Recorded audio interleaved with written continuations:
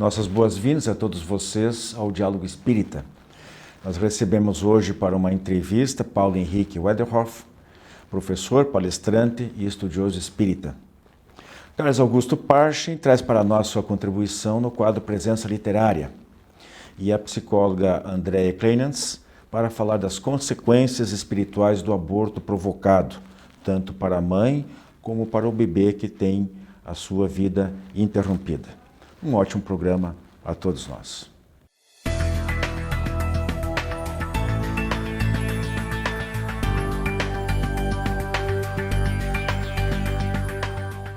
Prezados amigos do Diálogo Espírita, nós estamos hoje recebendo aqui para uma entrevista o nosso amigo Paulo Henrique Wederhoff, mais ou menos isso. Obrigado pelo convite. Me corrija se estiver errado na pronúncia. Prazer revê-lo, recebê-lo mais uma vez. Para a gente não perder tempo, sei que o nosso tempo aqui é precioso, a gente queremos aproveitar bem a sua presença. Paulo, você costuma citar uma frase do Peter Drucker, o pai da administração moderna, que quando numa visita aqui ao país, ele disse que os brasileiros não precisavam distribuir renda, mas distribuir conhecimento. Bom, como esse programa tem um cunho que trabalha assuntos da área da espiritualidade, eu gostaria de me fixar mais na segunda parte dessa frase, a distribuição de conhecimento. Tá?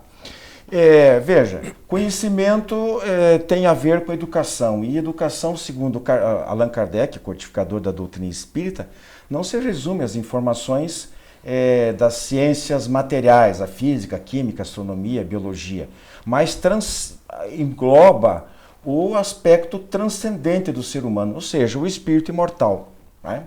Eu gostaria que você falasse sobre isso. Muito bem, eu me lembro bem dessa frase porque eu comprei a fita da reunião, eu escutei ela inteira e eu me lembro do momento em que perguntaram a Peter Drucker: Peter, a distribuição de renda no nosso país é muito diferente, há uma concentração de renda. Então, como é que nós fazemos para distribuir renda em nosso país? E ele serenamente respondeu: não se distribui renda, o que os senhores precisam distribuir é conhecimento.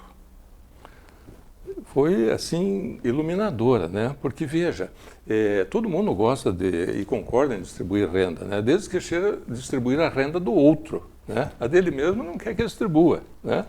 Então, veja, me parece que a melhor coisa que a sociedade humana pode fazer é tornar o ensino comum a todos.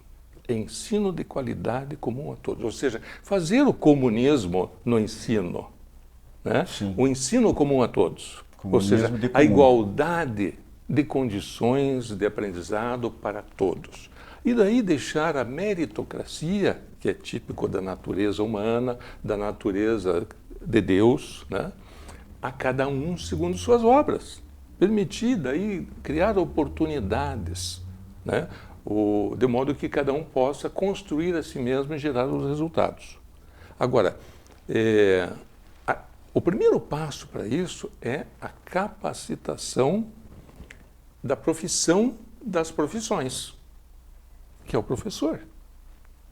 Eu vejo o professor como o lar, a escola como o lar adotivo e os professores como os pais adotivos. Eles fazem a continuidade daquilo que a gente recebe do lar. Quando vamos para a escola, já sabemos falar. Vamos lá para aprender o quê? Ler e escrever. Depois interpretar.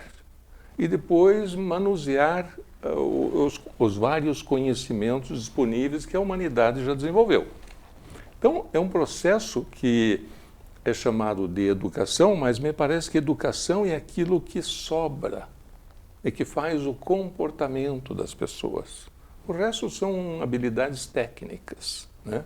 Então, eu me lembro aqui de um contato que eu tive uma vez com um gerente de uma área dessas de um supermercado, e ele dizia assim: eu preciso contratar pessoas, mas eu estou interessado em pessoas que dominem o saber. Aí me interessou, o que é isso? Ele disse, é a pessoa com capacidade de ensinar a si mesma. ela consegue aprender, ela faz autodidaxia, ela aprende sozinha, aprende lendo, estudando, aprende com os outros também, mas é o saber, saber. Saber vira saber. E o que mais? E o saber fazer. Porque a pessoa que sabe, ela testa isso quando ela consegue executar. Por exemplo, ler uma receita e depois fazer o bolo. Né? Se o bolo ficar bom, então ela alcançou o saber fazer. E a pessoa que alcança o saber fazer, alcança também a possibilidade de ensinar alguém. Se você sabe fazer, você consegue ensinar, que é o fazer saber, que é o ato de ser professor. Sim. Muito bem. E quem alcançar o fazer saber, estará preparado para o próximo nível, que é o fazer fazer. Ou seja, fazer com que outros façam, que é o papel do gerente, do diretor, enfim, de um presidente de uma organização, até de um país. Fazer com que aconteça. É o processo da liderança. E aí como é que você vê com esse, digamos aí, com esse papel de fundo? Porque a gente vê, por exemplo, nós espíritas nós temos que ser também, estarmos antenados com as coisas que acontecem no mundo e nos outros países e tudo. E a gente vê que a tal da qualidade de ensino realmente promove o ser humano, melhora muito a qualidade de vida, né, em países como o Japão, os países europeus, etc, etc. E eles, não necessariamente essa coisa está atrelada não falo nem religião, mas digo ao sentimento ao valor, ao aspecto ético, moral e tal. E aqui por isso que eu falei no início, o conceito de educação de Kardec, né, que fala a necessidade de moralizar também o indivíduo, corrigindo nele aquilo que ele trouxe deturpado de encarnações anteriores e desenvolvendo outras potencialidades que todos nós trazemos para o futuro. Como é que dá para encaixar isso aí? Veja, o Espiritismo se diz filosofia, ciência e religião. Se fosse possível introduzir nas nossas escolas, desde o começo, o ensino da filosofia, conhecendo a evolução do pensamento dos grandes pensadores, a partir lá dos pré-socráticos, né? Que faziam perguntas muito simples, né? Do que são feitas as coisas, né? Por exemplo, Tales de Mileto disse assim: onde quer que eu vá, a terra termina na água. Tudo precisa de água para viver. A água, quando esfria, vira pedra. E quando aquece, vira ar. Será que a vida não veio da água? Esse pensamento da origem das coisas, o aprender a pensar, né, nos leva a concluir que filosofia trata da qualidade das perguntas. É isso que eu queria chegar agora. Muitas vezes o pulo do gato é saber perguntar, saber não a resposta, né, em si. Né? Então, a primeira lição de filosofia, sim, todos podemos estar equivocados. E a segunda não se aprende filosofia, o que aprendemos é filosofar. E o que é filosofar? Questionar as certezas. Mas até as certezas, claro, certezas de quem? E a quarta lição é que a certeza é a maior inimiga da verdade. Se o sujeito não estiver aberto ao novo, ele não aprende.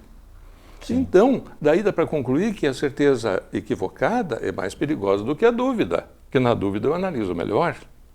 Então, veja, a filosofia seria um dos tripés, um dos elementos do tripé. O outro seria a ciência. Nós temos um avanço científico muito grande. Veja, depois da invenção da escrita, do livro, o conhecimento avança numa velocidade estrondosa. Porém, está faltando o aprendizado religioso, que dá a sustentação moral. Então, filosofia trata da qualidade das perguntas, ciência trata da qualidade das respostas e religião trata da qualidade das escolhas que fazemos. Uma escolha moral é aquela que preserva a vida e a qualidade de vida. É o respeito ao outro, porque eu sou o outro do outro. Sim. Então, a educação precisava ser integral, na linha do ensinar a pensar e ajudar o ser a fazer identidade. A grande educação, eu acho que é ensinar cada um a se perguntar: eu sou um corpo ou eu tenho um corpo? Eu sou um espírito ou eu tenho um espírito? E a hora que o sujeito alcança, eu sou um espírito, e deduz, sou mortal ou imortal, a hora que eu alcanço que eu sou imortal, eu já posso fazer as outras perguntas. Eu existi antes de nascer? Eu tive mais do que uma encarnação? Terei outras encarnações para frente? O que eu encontrarei nas minhas próximas encarnações, não aquilo que eu ajudei a fazer ou não ajudei a mudar? Lei de causa e efeito. Isso levaria a uma mudança na ótica pessoal sobre a vida, o outro, Deus, as coisas. Aí a gente pode, pela maneira como você coloca, a gente pode ver, talvez, entender o porquê de tanta dificuldade de se chegar a esse nível de mudar as coisas, né? Inclusive, voltando um pouquinho aqui, sobre o papel, gostaria que você comentasse um pouquinho sobre o papel da escola e da família, do lar, né? Porque o conhecimento ele pode ser teórico ou prático. Geralmente a escola dá o teórico, a não ser depois lá em cima, no ensino superior, que direciona para a especialização das respectivas profissões, etc. Mas o ensino básico, principalmente, né, ele fornece, o próprio nome está dizendo, é uma base geral teórica, né, pouca coisa se pratica, não sei, algum laboratório de química, alguma coisa, está tentando se mudar, há algumas iniciativas nesse sentido, mas falamos em caráter geral. Enquanto que o lar, e nós estamos tentando falar aqui em valores morais, ela deveria dar todo esse respaldo lá atrás. Por que nós estamos falhando tanto na escola como na família? Então, eu estou aqui lembrando de uma frase do meu pai, que descobriu o Espiritismo, leu Kardec e dividia na família alguns dos princípios e tal. E eu me lembro dele dizendo assim: veja, a fonte só põe para fora aquilo que ela tiver por dentro. Então, um lar que teve acesso a uma educação diferenciada vai passar isso para os filhos. Alguns poderão absorver, outros não. É o livre-arbítrio, é a anterioridade do espírito, enfim, é uma complexidade. Mas, se a escola, que é a continuidade do lar, pudesse oferecer mais qualidade de ensino, não na parte técnica, a parte técnica é importante, mas eu estou falando na parte moral, né? Ensinar a pensar e ensinar os princípios religiosos de todas as religiões, não só de uma, todas.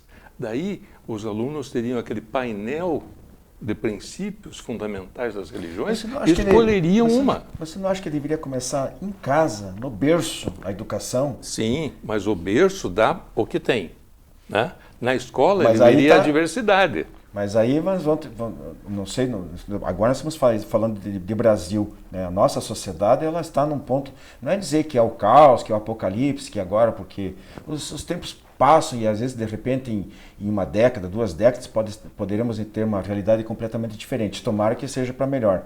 Mas o fato é que hoje parece que nós temos um círculo vicioso, porque pais, às vezes, inclusive, totalmente imaturos, despreparados, deseducados, né? Com gravidez prematuras também, sem qualquer arcabouço, sem qualquer preparo de educar um filho, já tem filhos, às vezes a menina vai criar sozinha ou pelos pais, que também não tem, avós não substituem pai e mãe, né? Então nos preocupa, Paulo, né? E eu acho que eu gostaria de passar essa mensagem, essa preocupação que todos devemos ter de mudar essa realidade lá na nascente, na raiz, a família. Em algum momento nós vamos ter que quebrar essa sequência, esse ciclo negativo, né?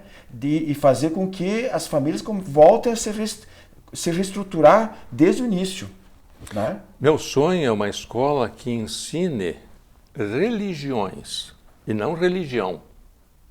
Os princípios fundamentais das religiões, né? Por exemplo, Deus é comum a todas. Um orientador, como Jesus, Buda e outros, é comum a várias religiões.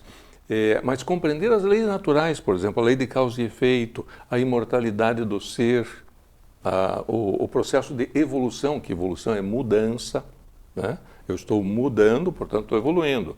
E o que vai sinalizar se a evolução foi boa ou ruim? O efeito. Se gerou dor, é uma evolução ruim, é uma mudança ruim. Se gerou alegria, progresso, bem-estar, é uma evolução boa, é uma mudança boa, né? Então, as leis naturais me dão esse balizamento. Então, o que precisaria é fazer a evolução da escola para fazer a evolução dos alunos. Primeiro a causa, depois o efeito. Você acha que é na escola que vai se formar bons pais? Então, os alunos de hoje serão os bons pais do futuro, né? E os pais antigos, a capacitação. Bom, nós temos... Nossa conversa poderia ir muito mais longe. Será um prazer. Infelizmente, vamos ver se a gente marca aí brevemente um novo encontro. Voltar ao assunto. Eu quero agradecer aí a sua presença, Paulo. É uma alegria. Para nós realmente também é uma grande honra recebê-lo aqui e trazendo assim algumas ideias bem arejadas para nós espíritas ou não, em relação não só a esse assunto, como vários outros. E a gente deixou aí o espaço para suas palavras finais. Afinal, espíritas ou não, somos todos almas ou espíritos. Né? E à medida que nós conhecemos um pouco mais sobre as leis que regem a vida, nós podemos nos conduzir de uma maneira mais coerente, evitando a dor. Então é isso, meus irmãos, muito obrigado e seguimos com os nossos demais quadros e voltamos na semana que vem. O Jornal Comunicação Espírita é o órgão oficial da Associação de Divulgadores Espiritistas do Paraná. Tenho em mãos aqui a edição referente ao bimestre setembro e outubro e gostaria de convidar vocês a conhecer o nosso trabalho. Um jornal já circula há 23 anos. Vejam que nessa edição aqui eu chamo a atenção os segredos do cérebro e a ciência do espírito. É uma chamada principal com os textos na parte interna desta edição.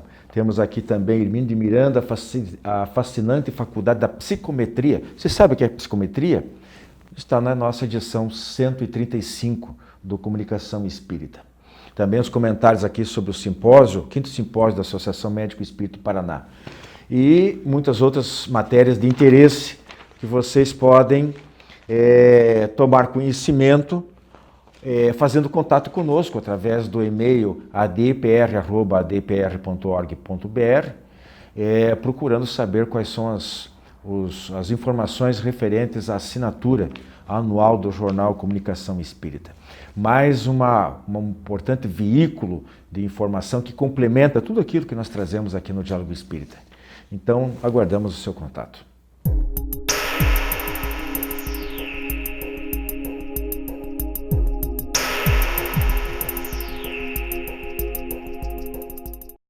Prezados amigos, no Presença Literária de hoje, nós vamos abordar a obra Para Ler e Refletir, com o subtema Temas de Atualidade, do renomado escritor espírita Richard Simonetti.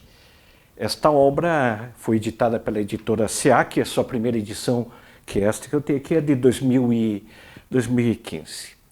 O Simonetti, ele é conhecido, né? Ele tem uma vasta literatura, principalmente pelos seus livros bem-humorados, pelos seus livros onde aborda os temas da doutrina espírita, sempre à luz das obras básicas, mas adota com muito humor, com muito verve.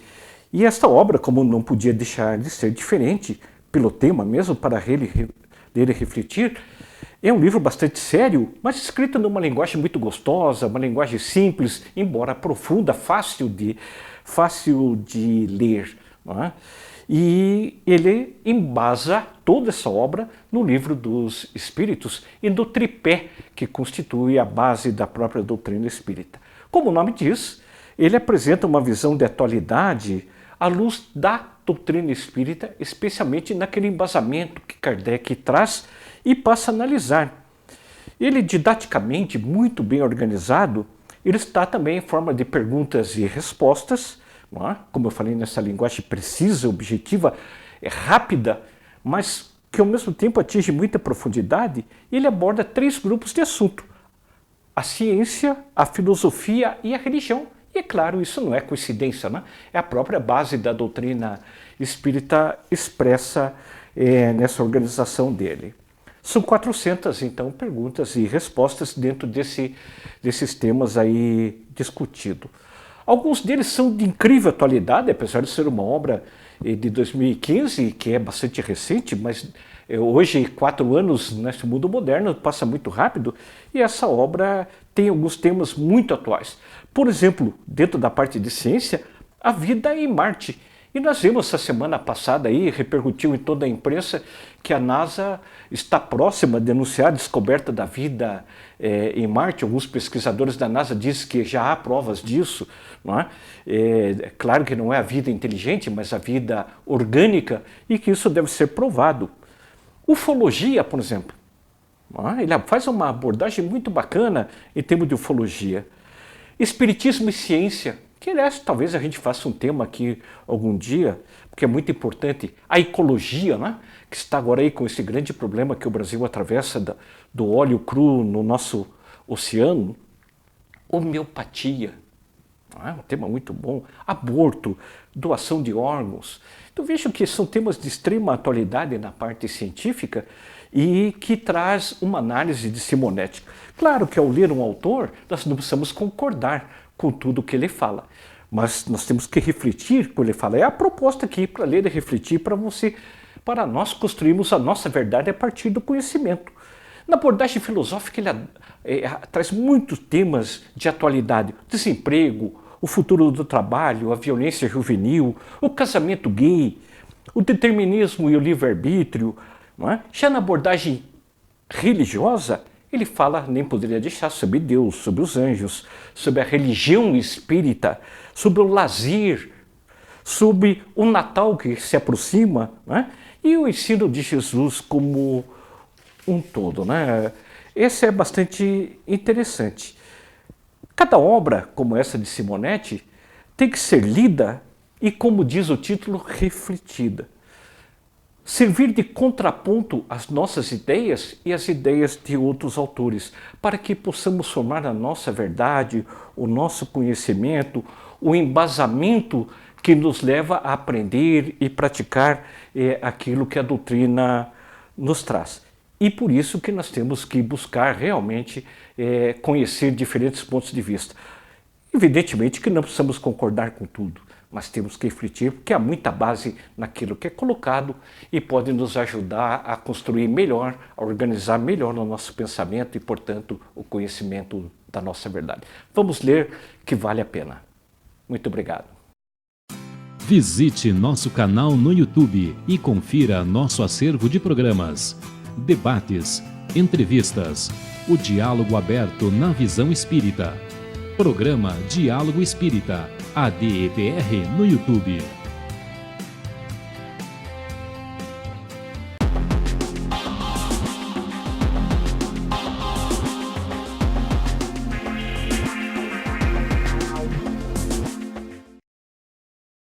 Olá, amigos!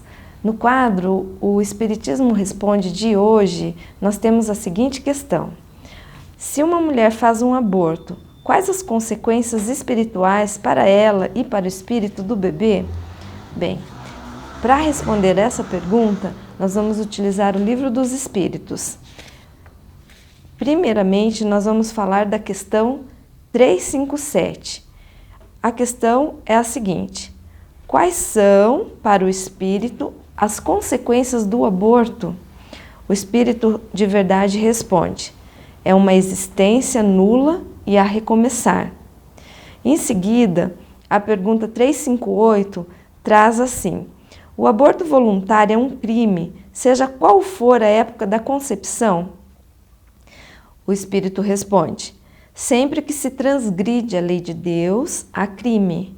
A mãe ou qualquer outra pessoa, ao tirar a vida da criança antes do nascimento, sempre estará cometendo um crime, pois isso significa impedir a alma de suportar as provas das quais o corpo deveria ser instrumento. A doutrina espírita, ela é bem clara com relação à questão do aborto.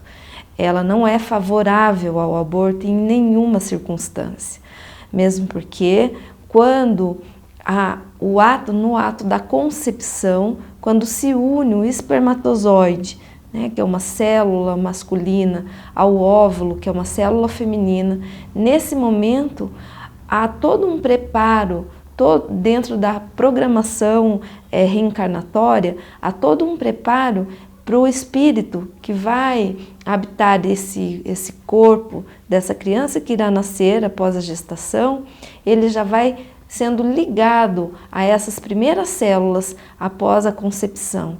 Então, se a mãe optar por realizar o aborto, sejam quaisquer das circunstâncias, ela estará infringindo a lei de Deus, retirando a possibilidade de vida a esse novo ser que iria reencarnar, né? A esse espírito que iria reencarnar no corpo dessa nova criança, né? Que está sendo formada ali naquele ato de concepção.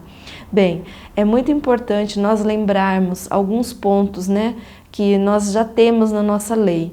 Que a mãe, quando ela não deseja a criança, quando ela opta por não dar continuidade aos cuidados com aquele bebê que vai nascer, ela pode, e está segura por lei, ela pode abrir mão de criar aquela criança. Então ela pode entrar em contato com a justiça e entregar esse bebê para que ele seja adotado por uma família que muitas vezes tenta ter uma gestação e não consegue. Então é um direito da mãe, respeitado por lei. Então ela não precisa tomar essa decisão do aborto, né? Há casos muito particulares envolvendo crimes, envolvendo violência contra essa mãe, né? Que pode-se pensar que o aborto seria uma saída. Mesmo nesses casos, não há concordância em que isso seja, logicamente, respeitando cada situação, cada contexto, não há concordância de que isso seja realizado. Porque nós precisamos entender que nossa vida é regida pelas leis divinas, pelas leis de Deus. E qualquer ato, aqui como a gente leu na pergunta, qualquer ato que infrinja essas leis, a mãe vai responder dentro da lei de causa e efeito, né? Então essa lei de causa e efeito, que nós também chamamos de lei de retorno, traz consequências graves para essa mãe que optou pela via do aborto, impedindo assim que esse espírito viesse a viver, né? Ou a reencarnar, melhor dizendo. Então, ela é sim responsável. E André Luiz, no livro Ação e Reação, traz algumas das consequências. Por exemplo, essa mãe em outra vida apresentar dificuldades para poder engravidar ou algumas doenças graves ligadas à questão do nascimento do filho, ou ela própria ser mãe de alguns espíritos que precisam expiar algumas provas mais difíceis. Então, são todas consequências que são citadas no livro de André Luiz, psicografado por Chico Xavier, no livro Ação e Reação. Então, opte por não fazer, né? Vamos seguir em frente na lei do amor. Muito obrigado, sigam conosco e caso tenham mais perguntas, enviem para o e-mail que aparece abaixo. Muito obrigado, fiquem em paz. Clube do Livro Espírita de Curitiba. Mais de 2 décadas consolando corações, iluminando consciências.